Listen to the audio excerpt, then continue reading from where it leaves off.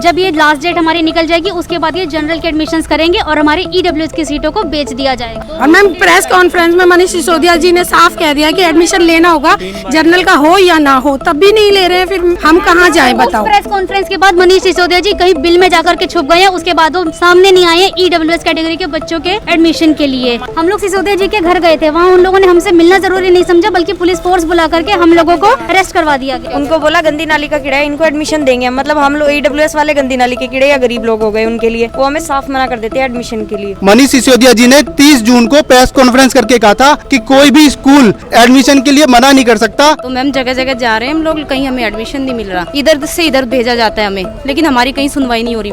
Ma'am actually उन्होंने seat बेच दी है, तो हम लोगों को पागल बना रहे हो। ये डीडी जो सचिवालय है, ओल्ड सचिवालय, वहाँ पे लेडीज को थप्पड़, एक वहाँ पे जो अधिकारी थे शिक्षा निदेशालय में, उन्होंने थप्पड़ मारा। नमस्कार, मैं दिव्या और इस वक्त आप मेरे साथ देख रहे हैं झलको दिल्ली। जैसा कि आपको पता है, दिल्ली सरकार द्वारा सभी स्कूलों को खोल दिया गया है और साथ में ही एडमिशन भी हर स्कूल के स्टार्ट हो चुके हैं। लेकिन ऐसे में अभी सबसे बड़ी दिक्कत हमारे सामने ये आई है कि आपको पता है ईडब्ल्यूएस जो इकोनॉमिक वीकर सेक्शन होता है बच्चों के लिए, जो आर्थिक रूप से जो बच्चे सक्षम नहीं है एडमिशन लेने के लिए जनरल कैटेगरी में, उन बच्चों को अलग से दिल्ली सरकार द्वारा मनीष सिसोदिया जो हमारे शिक्षा मंत्री हैं उनके द्वारा एडमिशन दिया जाता है। लेकिन अभी हमारे सामने एक मामला आया है जिसमें आप देख सकते हैं मेरे पीछे इतनी ज्यादा भीड़ इकट्ठी है। उन लोगों का यही कहना है कि उनको स्कूल अलॉट हो गए हैं, लेकिन स्कूलों द्वारा उनको एडमिशन नहीं दिया जा रहा है। उसी को लेकर अभी मैं यहाँ मौजूद हूँ नजफगढ़ के डीडीए ऑफिस में। यहीं से जानते हैं लोगों की क्या समस्या है। क्या नाम है मैम आपका? मेरा नाम कविता है। क्या अभी किस लिए आप यहाँ पे मौजूद? मैम ईडब्ल्यूएस के तहत बच्चे का लॉटरी में नाम निकला था, तो मैम जगह जगह जा रहे हैं हम लोग, कहीं हमें एडमिशन नहीं मिल रहा। विधानसभा गए थे हम लोग परसों, उन्होंने बोल दिया डीडी जाओ नजफगढ़, वहाँ से पता करो, इधर से इधर भेजा जाता है हमें,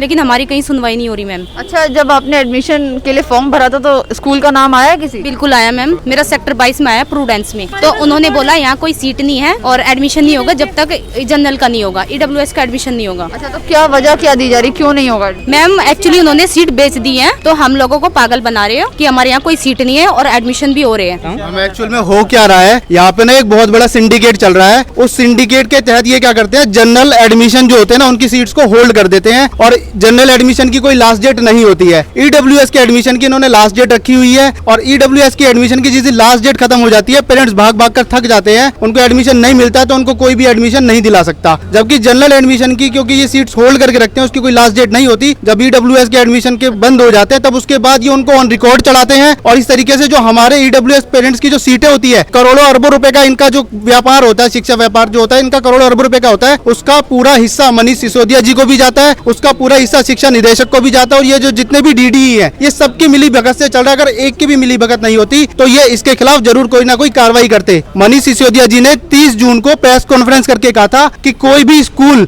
एडमिशन के लिए मना नहीं कर सकता, जितने भी स्कूल हैं चाहे जनरल के एडमिशन हो या ना हो, उनको ईडब्ल्यूएस के बच्चों को एडमिशन देना ही पड़ेगा। लेकिन मैम आज मैम 3 सितंबर है और आज तक भी ईडब्ल्यूएस के पेरेंट्स आपके सामने खड़े हुए हैं, अपने लिए धक्के खा रहे हैं और कहीं भी कोई एडमिशन नहीं मिल रहा है। ये डीडी जो सचिवालय है, ओल्ड सचिवालय, वहाँ पे लेडीज को थप्पड़, एक प्रदर्शनकारी थे, प्रीति नाम की महिला थी, प्रीति नाम की महिला थी, उस महिला को एक वहाँ पे जो अधिकारी थे शिक्षा निदेशालय में, उन्होंने थप्पड़ मारा और थप्पड़ मार के उनको मतलब बहुत ही बदतमीजी करी। जो बाहर से रोहिंग्या आ रखे हैं, जो भी लोग आ रखे हैं, उनको सीट दे रखे। अभी आप देखते थोड़े टाइम न्यूज पे एक स्कैंडल भी चला है, ऑपरेशन हेडमास्टर, तो उसमें सारा उन्होंने बताया है और ये स्कैम चल रहा है, घोटाला चल रहा है और हमें 1.5-2 महीने से धक्के खिला। अच्छा, तो आपके बच्चे का कौन सा स्कूल में नाम है? मेरा आरडी राजपाल में आया, वो भी 3 महीने से मतलब जब से आया 15 जुलाई से, तब से वो धक्के खिला रहे हैं। आरडी राजपाल में 100 पेरेंट्स का अलॉटमेंट हुआ है, जिसमें से कि 100 भी नहीं मैडम, 104 बच्चों का अलॉटमेंट हुआ है, जिसमें से कि उन्होंने सिर्फ 38 बच्चे एडमिशन लिए हैं और पहले तो वो हमें बहुत गुमराह कर रहे थे। 15 जून को अलॉटमेंट हुआ है हमारे बच्चों का और 15 जून से लेके मैडम हम आज की डेट तक हम धक्के ही खा रहे हैं। हम डीडी यहाँ पे कम से कम 10 से 12 बार आ चुके हैं और हम तब तक आते रहेंगे जब तक हमें यहाँ से सेटिस्फैक्टरी रिस्पांस नहीं मिलेगा। यहाँ जब भी आते हैं ये हमें ऐसा रिस्पांस देते हैं कि हम घर जाके एकदम पूरे दिन हम परेशान रहते हैं। यहाँ से कोई संतुष्टिजनक जवाब नहीं मिलता। डीओई जाते हैं तो डीओई वाले ये कहते हैं कि आप हमने कार्रवाई कर दी है, आप अपने एरिया के डीडी जोन में जाइए, ये हमारे एरिया का डीडी जोन है। और यहाँ पे सब ये कहते हैं कि स्कूल का निजी क्षेत्र में है, स्कूल अपने निजी क्षेत्र में है, उन पे हमारा कोई अधिकार नहीं है, हम कुछ नहीं कर सकते, हम उन्हें मजबूर नहीं कर सकते एडमिशन लेने के लिए। तो ये बताइए हम किसके पास जाएं? ये अधिकारी जो बैठे हुए हैं यहाँ पे, ये लोग किसी काम के नहीं है। हम सेक्टर 22 द्वारका प्रेसिडेंट स्कूल है, मैं जब वहाँ पहली बार गया था डॉक्यूमेंट जमा करने, उन्होंने बोला 20 बच्चों से ज्यादा एडमिशन हम देते नहीं है, हमारा कोई भी रिकॉर्ड उठा लो। मैं 3 महीने महीने से हर जगह जा रहा हूँ, विधानसभा भी जा रहा हूँ, यहाँ भी आ रहा हूँ, कहीं भी जाता हूँ। ये कहते हैं भाई हमारे पास कोई पावर नहीं है। आरडी मीणा साहब मिलते हैं, आरडी मीणा जी हैं, वो कहते हैं जी हमारे पास कोई पावर दे रखी है। और वहाँ विधानसभा जाओ ना, वो कहते हैं जी अपने DDE जाओ, वो कहते हैं हमने सब कुछ दिया। ये कहते हैं अगर उनके पास पावर होती तो 30 जून को जब प्रेस कॉन्फ्रेंस में सिसोदिया जी ने कहा था तो भाई सर्कुलर एक तरफा क्यों, मतलब स्कूल के पक्ष में क्यों दिया? आपके पक्ष में पूरा पूरा लिख के देना चाहिए ना। उन्होंने 30 जून को जब साफ साफ कहा सभी बच्चों का एडमिशन होगा, तो सर्कुलर में क्या लिख के दे दिया? सर्कुलर में लिखा हुआ था कि जो स्कूल चाहते हैं एग्जाम्शन लेना वो एग्जाम्शन ले सकते हैं। तो स्कूल अपने बचाव में सारे चले गए। एग्जाम्शन की डेफिनेशन अभी तक नहीं पता चली कि एग्जाम्शन किस तरीके का दिया जाएगा। जर्नल के लिए भी फोन करोगे तो वो ये बोल देंगे कि मैम अगले सेशन में जर्नल का एडमिशन होगा। जब जर्नल वाले अब एडमिशन मांग रहे तो अगले सेशन में क्यों एडमिशन दे रहे हैं? अब एडमिशन दे ना, उनको ये पता है अगर अब एडमिशन देंगे तो हमें EWS वालों को भी उन्हें लेना पड़ेगा। इन्होंने जनरल एडमिशन को होल्ड पे रखा हुआ है। जब ये लास्ट डेट हमारी निकल जाएगी उसके बाद ये जनरल के एडमिशन करेंगे और हमारे EWS की सीटों को बेच दिया जाएगा। अच्छा, आपको क्यों लग रहा है कि ऐसा क्यों कर रहे हैं? आपको कुछ आइडिया है क्यों कर रहे हैं? ये सारी सरकार मिली हुई है, ये DDE, DOE, स्कूल वाले, सरकार, ये सारे मिले हुए हैं। इन सबके पास पैसा जाता है। किस लिए? मैम ये पैसा कमाने के लिए कर रहे हैं, हमें हमारे हक नहीं दे रहे हैं। हमारी सीट हमें नहीं देके किसी बाहर वाले को देंगे।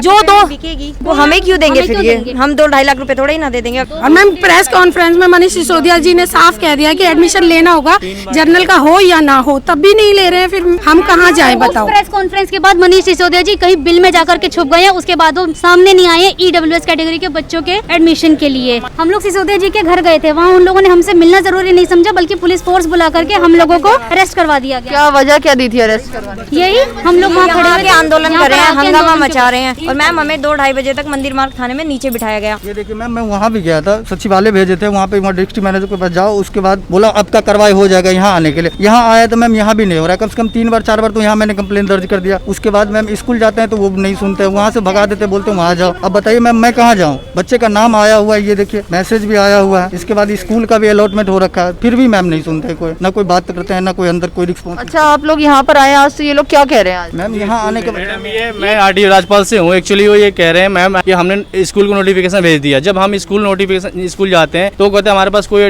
वहाँ से नोटिफिकेशन आया ही नहीं है। हम कभी स्कूल जाते हैं, कभी विधानसभा जाते हैं, कभी यहाँ जाते हैं, हमें 4 महीना हो चुका है आते दौड़ते। उनको बोला गंदी नाली का कीड़ा है, इनको एडमिशन देंगे। मतलब हम लोग EWS वाले गंदी नाली के कीड़े या गरीब लोग हो गए उनके लिए, वो हमें साफ मना कर देते हैं एडमिशन के लिए। अच्छा, जिस लेडीज को थप्पड़ मारा उन्होंने कोई एक्शन लिया? मैम उन्होंने उनके खिलाफ FIR कराई थी, उनको ले गई थी, पर वहाँ से उनको फोन आया कि एडमिशन करा देंगे, इसको छोड़ दो। उनको 2 बार कॉल आई है कि स्कूल से बोल रहे हैं एडमिशन करा देंगे तुम्हारे बच्चे का, इसको छुड़वा दो। आप देख सकते हैं ये डायरेक्टर ऑफ एजुकेशन का ऑफिस है। लोगों का जो आक्रोश है वो इतना ज़्यादा देखने को मिल रहा है। बच्चों का एडमिशन अभी तक नहीं किया गया है, जिसकी वजह से अभी तक ये सिचुएशन बनी हुई है यहाँ पर। अब क्या रीज़न है आप बच्चों का एडमिशन नहीं ले रहे? एडमिशन क्यों नहीं ले रहे एडमिशन? सर, ये पेरेंट्स कम से कम 3 महीने से यहाँ पर आ रहे हैं, फिर भी इनका एडमिशन नहीं हो रहा है। इन लोगों का कहना है ट्राई कर रहे हैं, कोशिश कर रहे हैं, अभी भी भेजा स्कूल्स को, डायरेक्शन दी है स्कूल्स को। क्या डायरेक्शन दी गई है सर? एडमिशन के लिए। आप बताइए सर, आप सर खुद बताइए सर, क्या लिखा हुआ है सर? आप खुद बताइए। नहीं सर, नहीं, आप बताइए ना सर, मैं कैसे पढ़ सकती हूँ? आप बताइए सर, क्या लिखा हुआ है? जितने भी पेरेंट्स उनको पता तो चलना चाहिए। आप एक तो है ना कोरोना की गाइडलाइंस का पालन करो, इस तरीके से मत कीजिए। ये कोई तरीका नहीं, आप नहीं आप दूर रहिए, तरीका नहीं है ये। सर, अभी आप कुछ पेपर्स दिखा रहे थे। आपको दिखा दिया कि स्कूल को शो को नोटिस यहाँ से जा चुके हैं। सर ने भेज दिए कि आप एडमिशन लीजिए। जो भी डायरेक्टरेट की डायरेक्शन आती है वही आगे फॉलो होती है, फॉरवर्ड की जा रही है। इनको पेरेंट्स को यहाँ पे लेटर लगा के बाहर दिखा भी दिया था कि ये उनको भेजा। कोई ट्रांसपेरेंसी फुल बरती जाती है, कोई छुपाया नहीं जाता है। वहाँ का जो जवाब आता है इनको बता दिया जाता है। ये जिनकी अभी RD राजपाल की बात कर रहे थे, ये सर ने फाइल निकलवा रखी है इसी की।